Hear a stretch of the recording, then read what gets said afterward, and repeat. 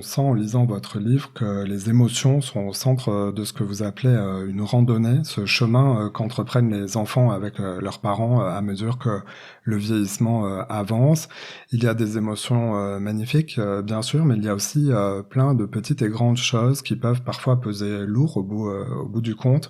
Là aussi, vous invitez les aidants à ne jamais hésiter à parler de leurs difficultés, ne pas avoir honte, par exemple.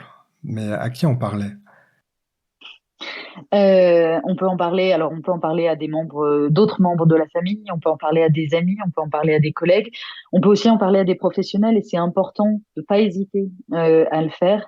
Je rencontre beaucoup d'aidants aujourd'hui qui ont du mal à solliciter par exemple des psychologues, voire des psychiatres. Mais honnêtement, les psychologues passent d'abord puisqu'il n'y a pas forcément de problème de santé mentale directement lié qui nécessiterait un psychiatre. On peut en parler à des associations aussi, par exemple l'association Avec nos proches, qui a une hotline, et ce sont des anciens aidants qui décrochent au téléphone. Donc ça permet de parler anonymement à quelqu'un qui a traversé à peu près la même chose que vous. Donc on peut toujours trouver un interlocuteur, et c'est vrai que c'est très important. Mais j'ai tendance à dire, pour revenir juste sur les émotions, que c'est vrai que on va en ressentir plein, en particulier quand on accompagne ses parents. Beaucoup d'aidants ressentent de la culpabilité. En fait, je suis même pas sûre d'en avoir rencontré un qui en ressentait pas à un moment ou à un autre.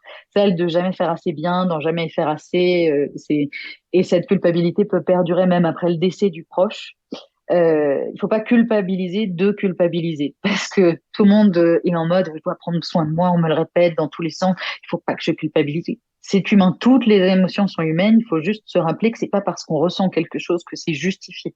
C'est pas parce que vous culpabilisez que vous avez une vraie raison de culpabiliser. C'est juste un mécanisme de défense comme un autre. Vous avez le droit d'être triste, de culpabiliser. Vous avez le droit d'être en colère. Aussi, tout ça, ça fait partie des étapes du deuil. Et il faut pas croire que le deuil commence seulement quand le parent décède. Il y a des étapes qui arrivent bien avant, ce qu'on appelle le deuil anticipatoire. Donc oui, vous allez ressentir tout un tas de choses. Ne vous jugez pas pour ça. N'hésitez surtout pas juste à le partager. Ne vous enfermez pas là-dedans. Parce que bah, ces émotions, cette fois-ci, elles sont normales. Voilà. Vous les ressentirez peut-être pas toutes, mais en tout cas, vous allez en ressentir. Donc, soyez prêts aussi à ça. C'est une longue aventure. Et parfois, sur ce chemin, cette longue aventure, certaines personnes peuvent se sentir submergées, alors par leurs émotions, mais aussi par la charge et la quantité de Mm. choses à faire, un certain isolement. Vous le relatez, vous le restituez aussi très en détail dans votre livre. Euh, Comment savoir si on en fait trop, si on va au-delà de ses capacités? Y a-t-il des voyants qui s'allument, qui doivent s'allumer Déjà, si vous vous posez la question, si vous vous posez la question de si vous en faites trop, la réponse est sûrement oui. Vous pouvez faire ce qu'on appelle l'échelle de Zarit. Vous la trouverez dans le livre à un moment. C'est une échelle qui permet d'évaluer sa charge mentale en tant qu'aidant. Elle est à prendre avec des pincettes parce qu'elle est loin d'être parfaite. Elle est très difficile à faire. Les questions sont assez crues. Moi, je conseille plutôt de l'utiliser pour réfléchir plutôt que de se fier 100% à son score.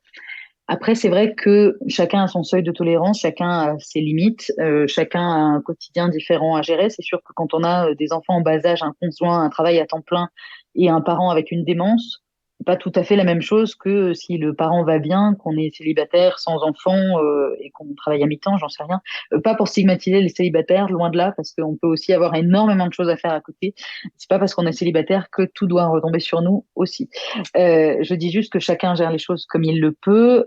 Simplement, je vois beaucoup d'aidants qui ont du mal à demander de l'aide à des professionnels, en particulier pour la prise en charge de leurs parents, parce qu'ils se disent qu'ils sont là, qu'ils feront forcément mieux, parce que eux ont un lien avec le parent. Et c'est souvent un piège. Très honnêtement, quand on est aidant, on n'est pas soignant. Et c'est vrai que de prendre sur nous des tâches qui peuvent être faites par des professionnels de santé, ça enlève la partie pour moi la plus importante de l'aidance qui est d'être vraiment présent pour son proche. Être présent, c'est pas empiler les tâches les unes après les autres. C'est pas une to-do list à faire tous les jours. Il y a des professionnels qui peuvent être là pour ça et qui savent comment prendre soin de votre parent. Parce que ce qui compte, c'est aussi de pouvoir discuter, de pouvoir développer sa relation avec son parent.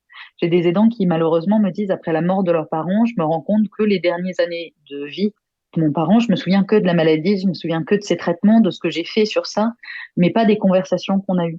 Donc c'est vrai que c'est une façon de gérer les choses et de gérer entre guillemets les maladies qui sont graves, mais ça peut faire passer à côté d'une partie de la relation qu'on a avec son proche. Donc ne pas hésiter aussi à demander de l'aide pour se reconcentrer sur le plus important, c'est-à-dire son proche et soi.